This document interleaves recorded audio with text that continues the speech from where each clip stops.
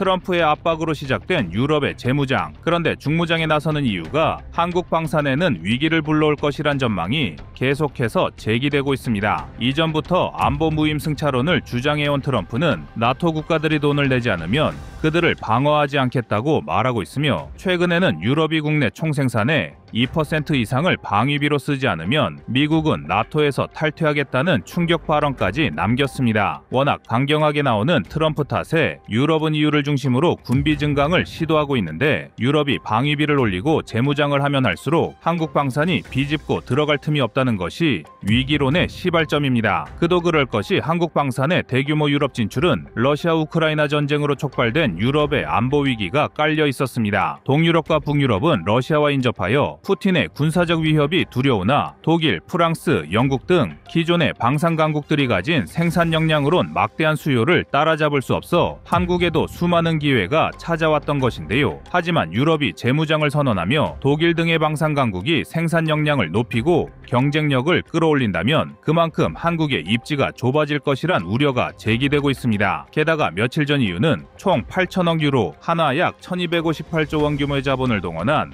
유럽 재무장 계획을 발표하면서 유럽산 우선 구매 정책을 제시하였습니다. 8천억 유로 중 1,500억 유로는 EU 예산으로 지원될 예정이며 나머지 6,500억 유로는 각국에서 마련하는 방식으로 군비 증강이 진행될 전망인데요. 이러한 예산은 유럽산 무기에 우선 투입되기 때문에 그만큼 유럽의 방위 산업체는 많은 이익을 얻을 수 있지만 반대로 한국의 시장 점유율은 줄어들 수 있습니다. 그런데 이러한 유럽의 재무장 흐름 속에서 폴란드가 의외의 선택을 하여 파장을 일으켰습니다. EU를 중심으로 다수의 유럽 국가들이 일종의 카르텔을 형성하는 와중에도 폴란드는 62억 달러 규모의 K2 추가 도입을 사실상 확정지었는데요. 폴란드 현지 매체 등의 보도에 따르면 2025년 4월까지 한화로 약 9조 원에 달하는 180대의 K2 전차가 추가로 계약을 체결할 예정입니다. 그리고 이러한 폴란드의 행보는 오히려 한국 방산의 위기설을 정면으로 반박할 수 있는 중요한 사건입니다. 폴란드가 180대의 K2 전차를 추가로 구매하는 것은 단순히 지난해 체결하지 못하고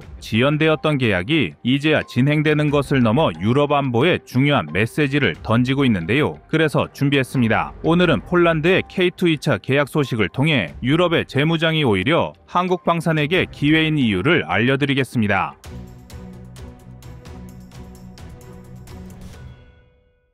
2022년부터 이어진 러시아 우크라이나 전쟁은 유럽 방산의 판도를 완전히 바꿨습니다. 지난 5년간 우크라이나의 무기 수입량은 과거보다 무려 100배 가까이 증가하여 세계 1위에 올랐으며 전 세계 무기 수입량 중 8.8%를 차지하는 것이 우크라이나인데요. 같은 기간 동안 유럽 내 나토 회원국의 무기 수입량도 2배 이상 증가하였습니다. 또한 유럽이 수입한 무기의 비중을 자세히 들여다보면 미국산 비율은 52%에서 64%로 증가하여 유럽의 미국 의존도가 더욱 커지고 있으며 그 뒤로 한국과 프랑스산 무기가 각각 6.5%를 차지했습니다. 또한 독일산 무기의 비중은 한국보다 떨어지는 4.7%에 그쳤는데요. 미국이야 유럽 이외에도 전 세계를 대상으로 무기를 판매해왔으니 의존도가 높은 것은 당연하지만 한국산 무기의 비중이 6.5%나 차지한다는 점은 유럽 방산의 자존심을 무너뜨리기 충분합니다. 아시아의 작은 나라로 치부했던 한국이 프랑스와 동일한 비중이자 독일의 머리 위에 올라와 있으니 유럽 내에서도 한국 방산을 견제해야 한다는 목소리가 끊임없이 나오고 있을 정도입니다. 게다가 러시아 우크라이나 전쟁이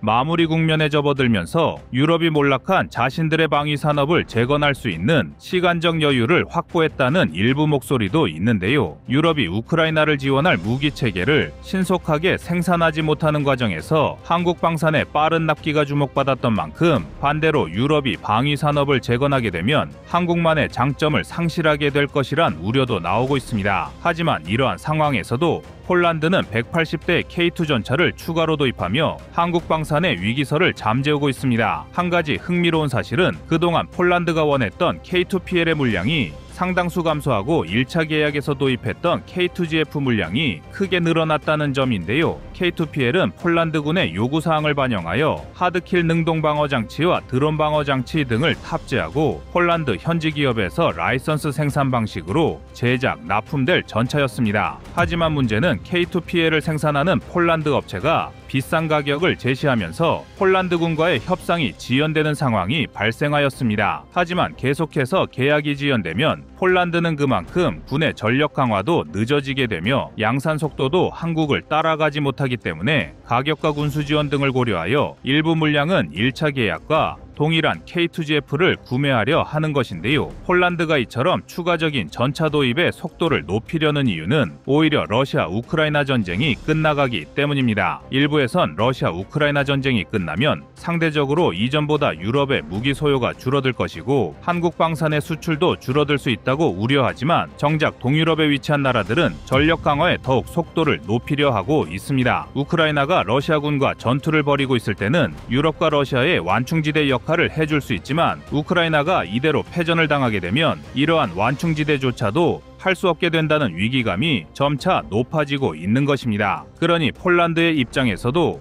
현지 업체와의 협상을 이어나가면서 K2PL을 막연히 기다리는 것보다는 일부 물량을 조절하더라도 더 빨리 도입할 수 있는 K2GF를 포함시키려 하는 것이며 여기에 더해 폴란드 대통령은 나토의 기자회견에서 한국산 무기를 도입한 이유를 직접 밝히기도 했는데요. 안제이 두다 폴란드 대통령은 나토 본부를 방문하여 자신들이 한국산 무기를 도입한 결정적인 이유는 최신 무기를 수개월 안에 신속히 공급받을 수 있었기 때문이라 역설하였습니다. 여기에 더해 안제이 두다 대통령은 K2 전차를 비롯하여 K9 자주포와 천무 등을 일일이 열거하며 한국산 무기를 주문하면 배송되기까지 1년이 넘지 않는다고 강조했습니다. 반면 동일한 무기 체계를 유럽에서 구매하려면 무기를 인도받기까지 수년 이상이 걸린다고 지적하며 이러한 유럽의 납기 지연은 폴란드뿐만 아니라 나토 전반에 있어 매우 중요한 문제라며 우회적으로 유럽의 방산 실태를 지적하기도 했는데요. 그만큼 폴란드는 러시아 우크라이나 전쟁이 끝나게 되면 발생할 안보 위기를 민감하게 생각하고 있으며 한국 방산의 장점은 여전히 유럽에서도 충분한 경쟁력을 가지고 있습니다. 유럽이 방위 산업을 재건하려 하더라도 이는 절대로 단기간에 해결할 수 있는 문제가 아닙니다. 현재 한국은 2025년에만 벌써 2차례나 폴란드에 K2 전차를 납품하였으며 올해 안으로 도합 70대의 K2 전차가 추가 납품되며 1차 계약을 마무리할 예정입니다. 반면 독일은 2023년을 기준으로 1년에 생산할 수 있는 전차의 최대 수량은 불과 50대 내외에 그쳐 한국이 하나의 국가에 납품하는 물량보다도 적은 양을 생산할 수 있습니다. 오죽하면 독일이 자국 전력을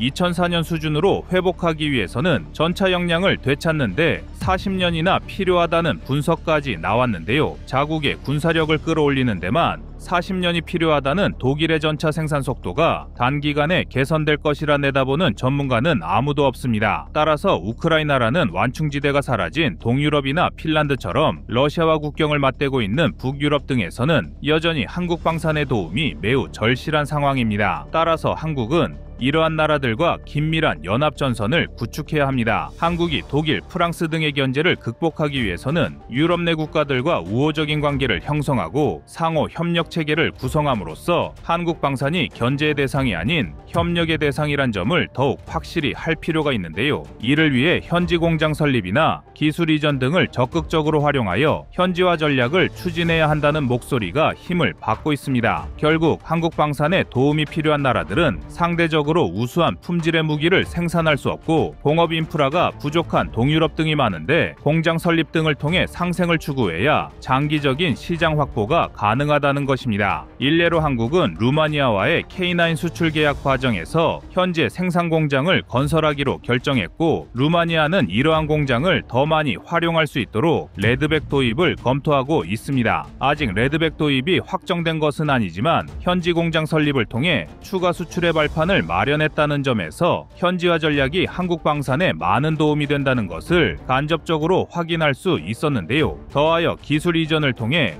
해당 국가들의 방산 기술력이 높아진다면 수출된 무기를 자체적으로 점검 및 보수할 수 있어 한국 무기의 신뢰도 하락을 방지할 수 있고 양국의 협력을 증대할 수 있습니다. 일각에선 한국이 기술을 이전하면 다른 나라의 방위 산업만 키워주는 것이 아니냐고 우려하기도 하지만 어차피 핵심 기술은 국가 차원에서 철저하게 관리하고 있어 기초적인 기술 이전만으로 유럽 국가가 한국 방산을 따라잡는 것은 불가능합니다. 오히려 적절한 기술 이전은 무기 수입국들의 정비 역량을 높이고 자체적으로 예비 부품 등을 생산할 수 있게 만들어 필요시 현지에서 곧바로 무기 체계를 정비할 수 있어 한국도 효율적으로 수출국들을 관리할 수 있게 되는데요. 그렇기 때문에 한국은 현지 공장 설립과 기술 이전을 적절하게 사용하며 우리와 우호 관계를 형성할 수 있는 유럽 국가를 더 많이 만들어야 합니다. 한국 방산이 지금껏 끊임없는 성장을 거듭했지만 그럴수록 프랑스, 독일 등의 견제는 앞으로도 더욱 거세질 전망인데요. 하지만 위기는 기회라는 말처럼 우리 대한민국은 지금의 위기설을 뒤집어 더 많은 방산 수출을 이뤄낼 것입니다.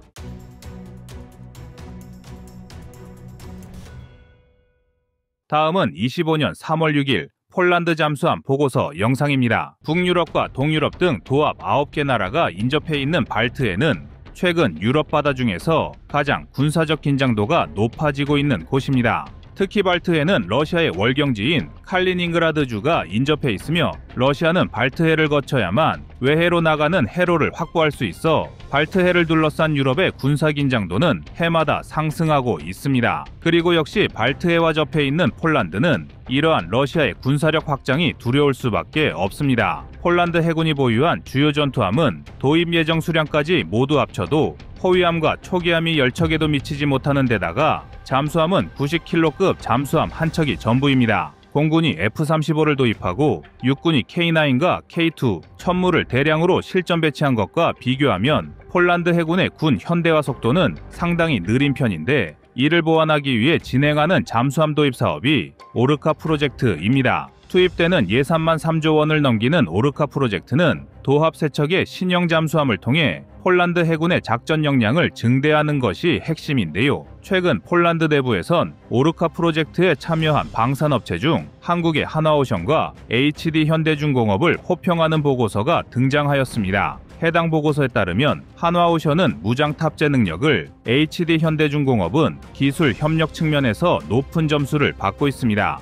폴란드 보고서에 따르면 한화오션에 대해선 장보고 3 배치2 잠수함을 건조하며 보여준 SLBM과 무장 탑재 능력을 주목하고 있는데 장보고 3 배치2는 10개의 수직 발사관을 탑재한 3,600톤급 디젤 잠수함입니다. 한화오션은 장보고 3 배치2 3척의 건조를 모두 도맡아 진행하고 있으며 이전에도 3척의 도산 안창호급 잠수함 중 2척을 건조한 경험이 있습니다. 물론 도산 안창호급 잠수함을 건조한 업체는 엄밀히 말해 한화오션에 합병되기 이전의 대우조선해양이지만 대형 잠수함 건조 경험에선 한화오션이 HD 현대중공업보다 앞서 있는 것이 사실인데요. 폴란드는 한화오션이 건조한 장보고 3 배치2의 SLBM 발사 능력을 굉장히 높게 평가하면서 경쟁 국가의 잠수함들은 이러한 무장 체계를 갖추지 못했다는 점을 함께 지적했습니다. 잠수함의 수직 발사관 유무는 전술적으로 상당히 큰 차이를 초래합니다. 수중에서 적의 함정을 공격하는 임무만 수행하려 한다면 단순한 어뢰 발사관으로 충분할 수 있지만 그 이상의 공격은 어렵습니다. 일부 미사일은 어뢰 발사관을 통해 사용할 수 있는 경우도 있지만 그다지 효율적인 방안은 아니며 더 우수한 성능의 미사일을 활용하여 다양한 표적을 제압하기 위해서는 수직 발사관을 장착하는 것이 필수적입니다. 하지만 대체로 크기가 작은 디젤 잠수함에는 수직 발사관을 탑재하지 못하는 경우가 많은데요. 아닌 게 아니라 한국과 경쟁을 펼치는 독일, 프랑스, 노르웨이의 디젤 잠수함엔 제대로 된 수직 발사관을 탑재한 사례가 사실상 전무할 정도로 한국산 잠수함의 무장 체계는 압도적인 위용을 갖추고 있는데 해당 보고서를 발표한 기관에선 한국을 통해 잠수함과 미사일을 동시에 확보할 수 있을 것이라 예상했습니다. 한국의 장보고 3 배치2 잠수함은 3,600톤급이란 크기에 걸맞게 도합 10개의 수직 발사관을 탑재하고 있으며 이를 활용하여 SLBM을 운용하는 것도 가능합니다. 폴란드의 안보를 위협하는 적이 세계 2위의 군사강국인 러시아인 만큼 폴란드가 발트해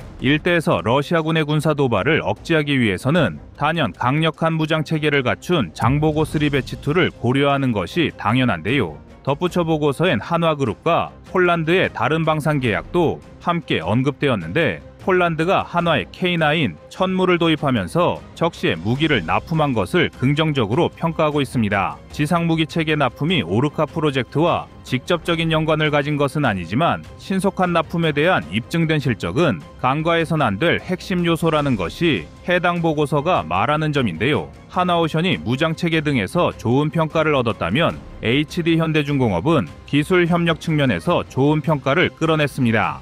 잠수함 분야에선 하나오션의 경험이 많지만 호위함 등 수상함 분야에서는 HD현대중공업의 성과도 작지 않은데 특히 필리핀이 도입한 4척의 최신형 호위함을 모두 제작한 업체가 HD현대중공업입니다. 또한 HD현대중공업은 호위함 이외에도 다양한 분야에서 필리핀과 협업하고 있는데 이 과정에서 현지 해군 및 해외 조선 업체와의 긴밀한 협력이 주요했다는 평가를 받았는데요. 폴란드 보고서에 따르면 현재 폴란드 해군은 잠수함 전력 강화를 기반으로 열악한 폴란드의 조선업 성장까지 함께 도모하고 있는데 이러한 측면에서 HD현대중공업은 좋은 파트너가 될 것으로 바라보고 있습니다. 이를 방증하듯 HD현대중공업은 폴란드의 레몬토와 조선소와 MRO 사업을 위한 업무 협약을 체결하기도 했습니다. 방위 산업에 있어 기술 이전이나 현지 업체와의 협력 관계는 매우 중요합니다. 양국의 방산 계약은 단순히 무기의 가격과 성능으로만 결정되는 경우가 극히 적으며 기술 이전이나 현지 생산,